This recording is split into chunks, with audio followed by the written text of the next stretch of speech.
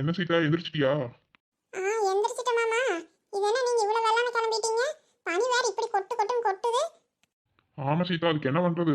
பனி பெய்யுதுங்கிறதுக்காக வேலை வெட்டிக்கு போகாம இருக்க முடியுமா சொல்லு? போறதுக்கு போகணும் சீதா. இருக்கட்டும் மாமா, புரியுது. அதுக்காக என்ன இவ்வளவு வெள்ளாம கிளம்புறீங்க? உங்களுக்கு குளிரே அடிக்கலையா ஏன் மாமா? அது எந்திரிச்சு வேலை பார்த்து சரியா போயிடும். அண்ணாடி எந்திரிக்கிற நேரம் தானே. நான் எந்திரிச்சு கொஞ்சம் சுடுதண்ணி போட்டு நானே குளிச்சுட்டு சரி கிளம்பிட்டு சொல்லிட்டு போலான்னு பார்த்தா தூங்கிட்டு இருந்தா. சரி முன்னாடி கதவை சாத்திட்டு போலான்னு கிளம்புனா அப்புறம் எந்திரிச்சு வரா. சரி சீதா, நான் போயிட்டு வரேன். திரும்ப மாமா, நம்ம பால் வாங்கிட்டு வந்துட்டு காப்பி போட்டு தர, அப்புறம் வேணா குடிச்சிட்டு போவீங்களாமா? இல்ல வேண்டாம் சீதா, நான் போற வழியில டீ கடையில வேணா ஒரு டீ குடிச்சிட்டு போய்க்கிறேன். நீ சீத்த நேரம் கழிச்சு போய் பால் வாங்கிட்டு வந்துட்டு அப்புறம் பிள்ளைங்க வீட்டில் தான் இருக்கிறாங்க. அப்புறம் மெதுவாக காப்பி போட்டு குடிங்க. அப்புறமா சோறாக்கு சரியா? உழுவுறதுன்னா கொஞ்சம் நேரம் போய் உள்ளேயே இருவோம். பனி கொட்டுதா என்ன செய்யுது? நான் போய் டீ கடையில குடிச்சுக்கிறேன் விடு. சரி இருங்க மாமா, ஏதாவது வரக்கா பேசி போட்டு தர இல்லாட்டி. இல்ல அது என்ன டீ கடையில போ டீ குடிச்சா கிடக்குது. அதுக்கு என்ன, நீ அப்புறமா மெதுவாக பொறுமையா செய்வோம். சரி மாமா, சரி அப்புறமா வாங்க சரியா? பார்க்கல சீதா, தோட்டத்துக்கு வேற போயிட்டு கொஞ்சம் வெளியே போற வேலை இருக்குது. பாக்குறேன், டைம் இருந்தா வந்துட்டு போறேன். இல்லாட்டி அப்புறம் போய் வேலை பாக்குறேன் சரியா? சரி கிளம்புறேன்.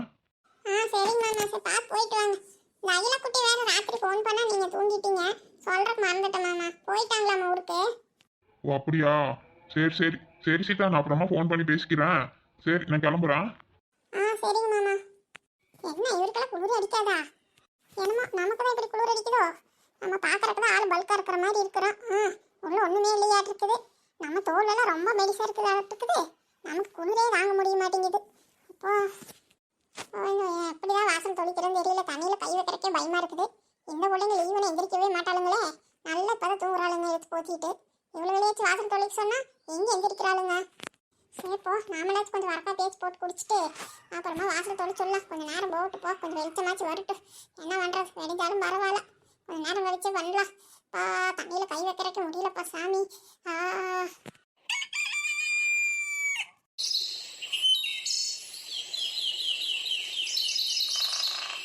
என்னப்பா சேக்கா, எனக்கு முன்னாடியே வந்து டீ கடையில் வந்துட்டு இருக்கிறேன். ஆமாண்ணா, வீட்டில் இன்னும் எந்திரிக்கவே இல்லை. அப்புறம் எப்படி காப்பி போட்டு தருவாங்க? நானே எந்திரிச்சேன், அதெல்லாம் எதிரே பார்க்கறது இல்லை. வந்து கடையில் ஒரு டீ குடிச்சுக்கிறது முதல்ல. அதுக்கப்புறம் தான் வீட்டுக்குள்ளேயே குடிக்கிறது. ஆமா சேக்கா, அதை சொல்லு. நம்ம வீட்லயும் அப்படிதான். இப்பதான் எந்திரிச்சு வரா. சரி பார்த்தா குளிர் அடிக்குதுன்னு எல்லாம் எடுத்து போத்திட்டு வரா. நீ காப்பி போடு டீ போடுன்னு எனக்கு போய் சொல்றது.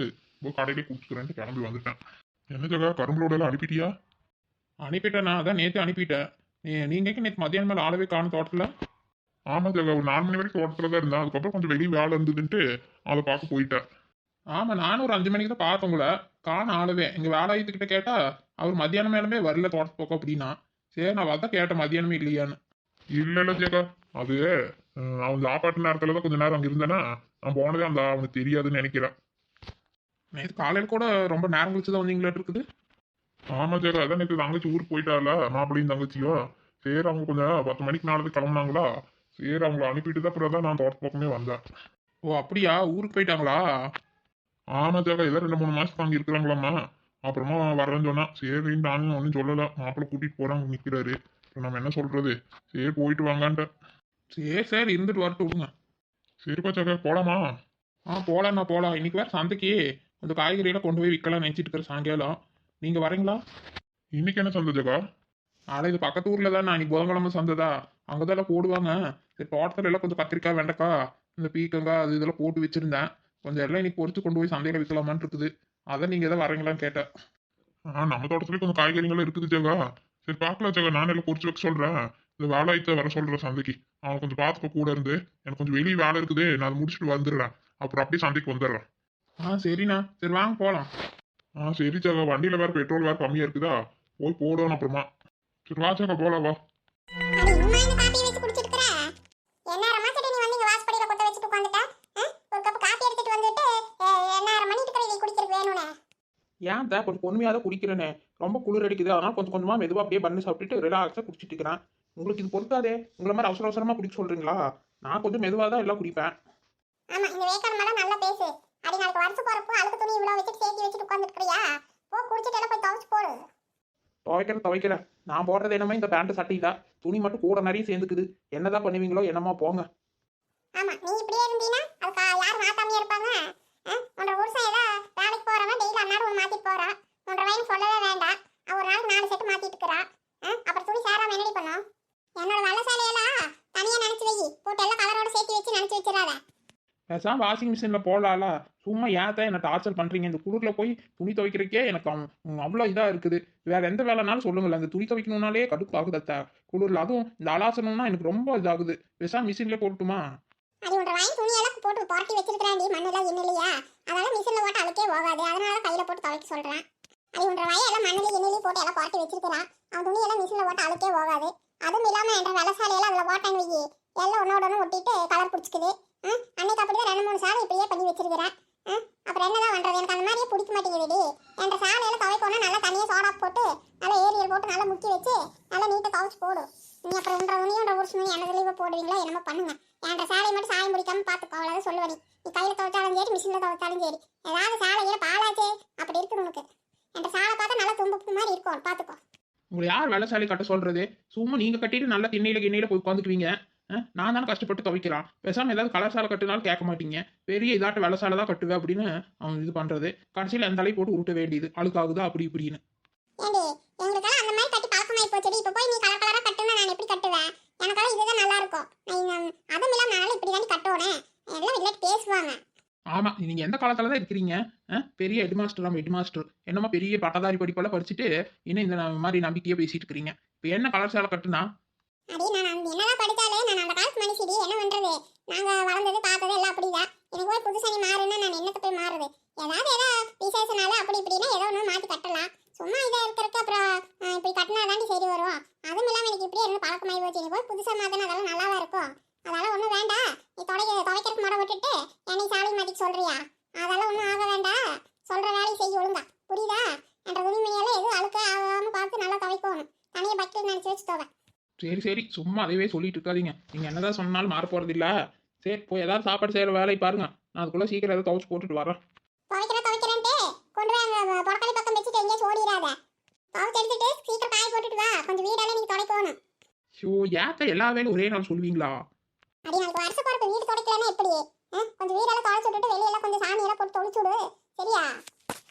ஏத்த சும்மா வருஷ பொறுப்புன்னு என்ன பெரிய வருஷ பொறுப்பு வந்துட்டா மட்டும் எல்லாம் சரியாயிருமா? எல்லா நாளும் ஒரே மாதிரி தான் இருக்குது. அப்புறம் என்ன இதில் புதுசா? அதான் பொங்கல் வரப்போகுதுல, அப்போ எல்லாம் சுத்தம் பண்ணிக்கலாம். அப்போ தான் போட்டு நோண்டு எல்லா வேலையும் செய்ய வைப்பீங்களே. அதுக்குள்ளே என்ன இன்னும் ஒரு வாரம் தானே இருக்குது. அதுக்கப்புறம் வேலையெல்லாம் ஆரம்பிச்சு அதை செய்ய இதை செய்யணும் நோண்டிட்டு இருப்பீங்க. அதுக்குள்ளே இப்போ வீடு தொடக்காடி என்ன? அப்புறம் பார்த்துக்கலாம். இப்போ கொஞ்சம் இதாக தண்ணி மட்டும் வச்சு தொடச்சு விடு. போ முதல்ல துணியெல்லாம் போட்டு அழைச்சி போட்டுட்டு வா. உட்காந்துட்டே நான் பேசிட்டு இருப்பா, எந்த ஆளை வெட்டி பார்க்காம இப்படியே பேசியே நேரத்தை வீணாக்கு நீ. அட ஏத்த பெருசாக நேரத்தை வீணாக்குறாங்களாமா? எவ்வளோ நேரம் இருந்தாலும் என்ன வேணாலும் ஒன்று துவைக்கணும் கழுவணும், இதை தானே எனக்கு மாற்றி வேலை கொடுத்துருக்குறீங்க. அப்புறம் என்ன எப்படி இருந்தாலும் நான் தானே இதெல்லாம் செய்யணும். எந்த வேலையுமே முடமுடாம செஞ்சோம்னா கொஞ்சம் நல்லா சீக்கிரமா வேலை முடியும். எல்லாத்துக்கும் கஷ்டப்பட்டு செய்யணும்னா பொழுதானாலும் வேலை தீராதடி. இதெல்லாம் நல்லா பேசுங்க. செய்யறவன் நான் தானே, என்னமோ நீங்கள் செய்கிற மாதிரி சொல்கிறீங்க. சோறாக்குறதோட சரி, வேற எந்த வேலையும் உங்களுக்கு இல்லை. ஏன் மிச்ச வேலையை நானே செஞ்சுக்கிட்டுமா? அம்மன் நல்லா தூங்கி ரெஸ்ட் எடுக்கிறீங்களா மகாராணி? ஆமாம், அப்படியே மகாராணி மாதிரி என்ன ரெஸ்ட் விட்டுட்டாலும் அவ்வளவுதான். போங்க நின்றுட்டே இருக்காதீங்க. உங்களுக்கு டைம் வேஸ்ட் ஆகலையா? போய் சீக்கிரம் சமைக்கிற வேலையை பாருங்க. நான் மடம் துவைச்சு போட்டுட்டு வந்துடுவேன். எனக்கு ரொம்ப பச்சிக்கும். ஏதாவது எனக்கு பிடிச்சதா செஞ்சு கொடுங்க. இத்தனை வேலை செய்ய வைக்கிறீங்க, ஏதாவது எனக்கு பிடிச்ச மாதிரி சமையல் பண்ணுங்க இன்னைக்கு. எப்போ பார்த்தாலும் உங்கள் பையனுக்கு குடிக்கிற மாதிரி வேற குடிக்கிற மாதிரியே சமைச்சிட்டு இருக்கிறது. ஒரு நாளைக்காச்சும் நம்ம குடிக்கிற மாதிரி செய்கிறாங்களா?